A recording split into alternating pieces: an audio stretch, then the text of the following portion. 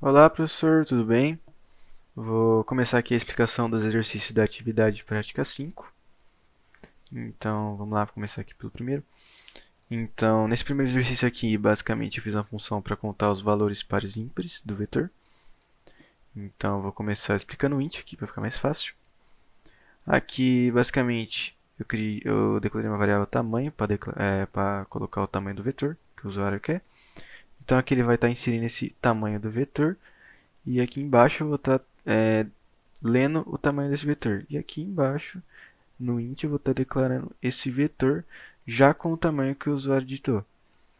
Aqui embaixo eu fiz um for para o usuário digitar enquanto esse i, no caso 0, for menor do que o tamanho que o usuário quer do vetor.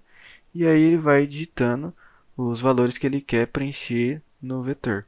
Aqui eu vou estar lendo e vou estar preenchendo no vetor, na posição que ele deseja. Aí aqui eu vou estar chamando essa função valores que eu fiz para contar os valores pares e ímpares. Vou estar explicando essa função agora. Bom, basicamente declarei essas variáveis pares e ímpares, onde eu vou estar declarando, onde eu vou estar colocando o resultado de todos os números pares e todos os números ímpares, no caso a quantidade de números pares e ímpares. Aqui nesse for eu vou estar vendo como, no caso, quantos valores são pares e quantos valores são ímpares. E como eu vou fazer isso, eu vou estar fazendo um if. Antes disso, de explicar esse for eu vou estar variando posição por posição. E a cada posição ele vai fazer essa comparação. Então eu vou fazer esse if com, se caso o vetor, o resto dele dividido por 2 vai igual a zero, vai ser par, daí vai estar incrementando na variável par. Se não, ele vai estar incrementando na variável ímpar. E aí sim vai estar colocando o total de números pares e ímpares nessas variáveis. Aí no final aqui eu vou estar colocando, mostrando para o usuário a quantidade de pares e a quantidade de ímpares com as variáveis pares e ímpares. Deixa eu executar aqui o código para mostrar. Vou colocar um vetor pequeno só para mostrar aqui, 4. Então 3, 7, 8 e sei lá, 4. Então a quantidade de pares equivale a 2 e a quantidade de ímpares equivale a 2. Exercício 2. No exercício 2, eu fiz uma função para calcular a média. Nessa função, eu basicamente faço um for para ir passando pelo vetor e o usuário inserindo o valor em cada posição. Aí aqui eu leio ela e aqui nessa variável soma eu vou estar armazenando a soma de todos os vetores. A cada posição ele vai somando, fazendo essa soma aqui, que no caso é o que o usuário digitou no vetor, mais a soma do antigo vetor. E aí a cada vez ele vai incrementando, incrementando, incrementando, até ter a soma total de todos os vetores. Aí aqui no final eu declarei a variável média aqui em cima, e aí nela eu vou estar colocando o resultado da soma dividido pelo tamanho do vetor, que vai estar dando a média aritmética. E vou dando um return média, que no caso vai ser o return dessa função, para quando eu chamar aqui embaixo ela já mostrar o resultado disso. Aí aqui embaixo eu vou estar basicamente pedindo para o usuário o tamanho do vetor e fazendo esse vetor. E aí eu vou mostrar a média daquela função. Aqui, a média do vetor. Aqui eu vou estar inserindo o tamanho do vetor. Ah, deu um bugzinho aqui do português, porque eu coloquei um acento ali. Mas aí é só colocar outra biblioteca, a biblioteca do português no caso. Deixa eu inserir o tamanho do vetor aqui, colocar 4, 6, 7 e 8. Aqui a média dos valores equivale a 6,25. Próximo exercício 3. Aqui eu tive que usar a mesh, porque eu ia precisar usar a raiz e a potência. Então aqui eu fiz basicamente a função para calcular o desvio padrão. E para isso, o que eu fiz? Eu fui lendo, no caso, posição por posição para preencher no vetor, que é o que esse for faz. Aqui nesse outro for, eu fui fazendo a questão da soma dos números do vetor, que nem eu fiz aqui nesse exercício 2. Aqui eu tirei a média e depois declarei soma como zero para me conseguir usar aqui nesse for aqui embaixo. E aqui eu fui basicamente todos os for quase igual, que é passando pelas posições do vetor. E aqui eu fiz essa soma, ela vai estar recebendo o resultado da soma do vetor, mais a potência da posição do vetor que o usuário digitou aqui, menos a média. Essa média aqui. Aí tudo isso é elevado a 2. Aí aqui embaixo eu vou estar calculando desvio. Esse desvio é basicamente a raiz quadrada da soma, essa soma aqui que a gente fez aqui, dividido por 3. E aí vai estar dando um retorno de desvio, que é o resultado dos desvios dos vetores. Aí aqui embaixo é basicamente para mostrar ele, o resultado. Então insiro o tamanho do vetor, vai estar inserindo o tamanho do vetor, vou estar declarando o vetor aqui. E aqui eu vou estar mostrando o desvio padrão do vetor. Deixa eu executar aqui. Então,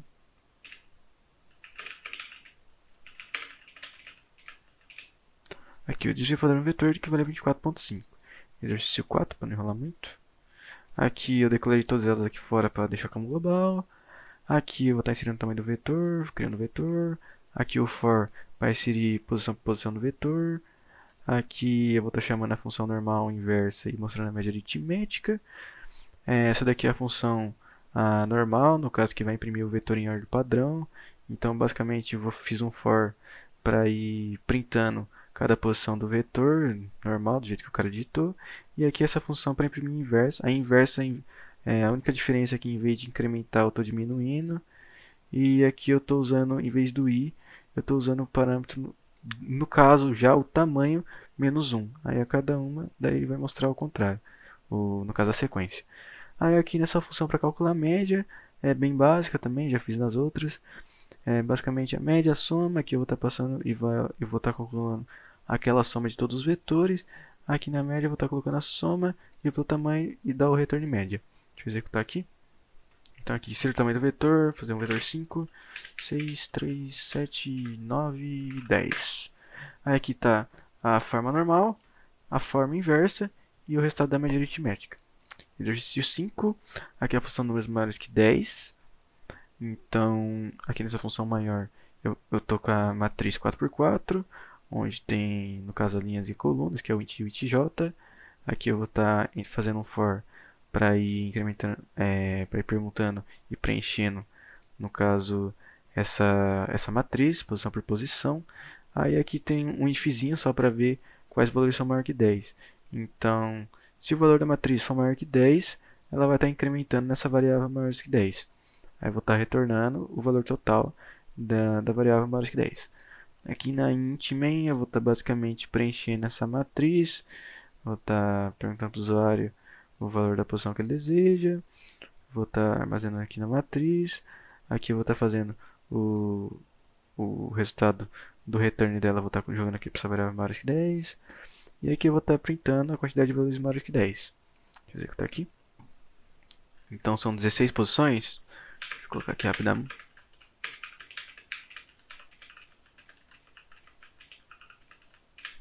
Aí, a matriz possui 4 valores maiores que 10. Se você conferir aqui, tem 77, 67, 34, 545. 4 valores. Próximo exercício, exercício 6. Aqui eu fiz a função para calcular a união dos vetores.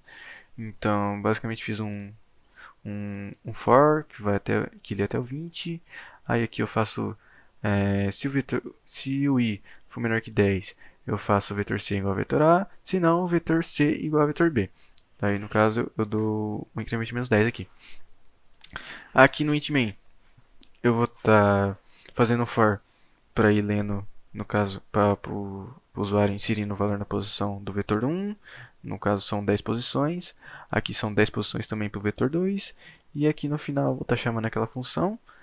E vou estar fazendo um for para, no caso, 20, para mostrar as 20, a união das 20 posições. Aqui embaixo, que no caso do vetor 3, que é o que eu fiz aqui nesse primeiro for aqui.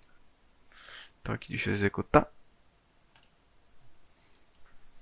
Insiro a posição do valor 1, 7, 6, 20. Rápido.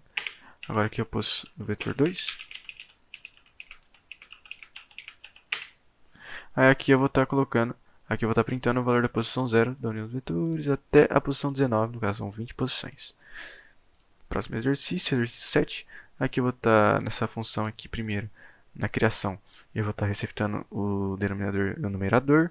No caso, o usuário vai digitar o numerador e o denominador. Aqui nessa outra aqui eu vou estar calculando o denominador comum entre eles dividindo sobre.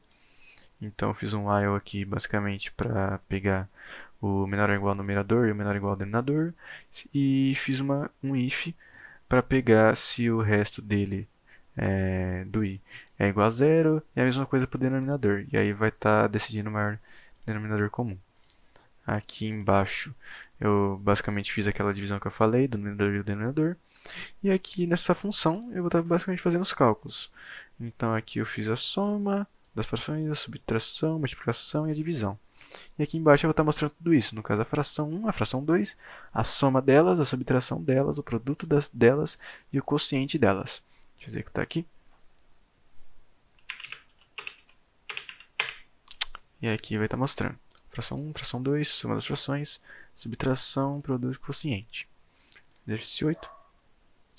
Aqui no exercício 8, eu fiz uma função para separar os números, no caso, aqueles números quebrados, então os quebrados vai ficar de um lado, no caso vou mostrar os quebrados separado e o número inteiro separado.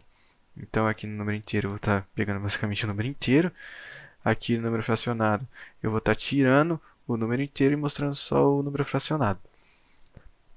Aqui eu vou estar falando para o usuário digitar um valor real. E aqui eu vou estar executando a função e vou estar printando tanto o número real, a parte inteira e a parte fracionada. Deixa eu executar aqui. Por exemplo, 9.999999. Aí aqui, vai estar lá, número real 9.99, parte inteira 9, parte fracionada 0,9999. Exercício 9.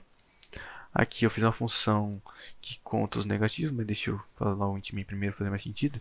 Então aqui eu pego o tamanho do vetor, aqui eu declaro o vetor, aqui eu faço um for para ele preencher o vetor por posição, e aqui eu pego e printo a quantidade de números negativos desse vetor. Para pegar a quantidade de números negativos, fiz a função aqui. Nessa função eu basicamente peguei e declarei uma variável negativos, que eu vou armazenar o total de números negativos do vetor, e fiz um for para varrer esse vetor até o tamanho dele, no caso, total. E aqui eu fiz um if, se o valor for menor do que zero, ele é negativo. Então se ele é negativo, ele vai estar incrementando na variável negativos. E eu dei um return negativo para já chamar aqui diretão. Deixa eu dar um exec aqui. Tamanho do vetor. Vou colocar um vetor de tamanho 5. Então vou colocar 2 positivos e 3 negativos. Coloquei um menos ali, deixa eu fazer de novo. Aqui eu vou colocar 2 positivos, 3 positivos, vai. E 2 negativos.